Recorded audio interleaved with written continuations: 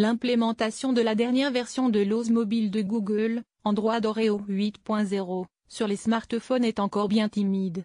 Selon le dernier pointage de Google réalisé début janvier, seuls 0,7% des terminaux qui se sont rendus sur le Play Store ces 7 derniers jours étaient animés par Android 8.0.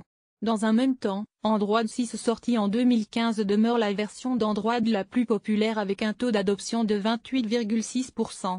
Juste derrière, on retrouve une version plus récente, Android 7 et 7.1 qui totalise 26,3%. Ces écarts sensibles entre les versions d'Android illustrent une nouvelle fois la fragmentation qui frappe l'os de Google depuis ses débuts. Une fragmentation bien connue par Google qui indiquait sur son blog en mai 2017 « Nous entendons constamment de la part de nos partenaires constructeurs que mettre à jour un appareil 5e une nouvelle version d'Android est extrêmement chronophage et coûteux.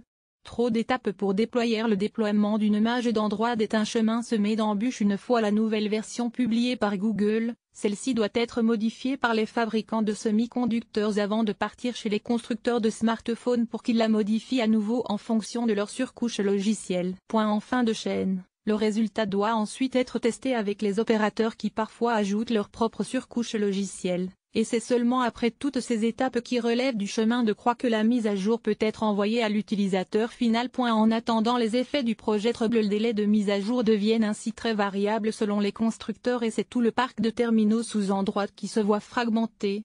Outre le fait que certains utilisateurs n'ont pas accès aux dernières fonctionnalités de l'OS, cela les expose à des risques de sécurité.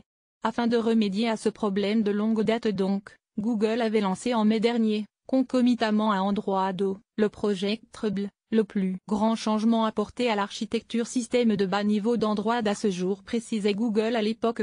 Il s'agissait de séparer les tâches des fabricants de semi-conducteurs de celles des constructeurs de smartphones pour que ces deux acteurs puissent travailler indépendamment l'une de l'autre, et à la suite.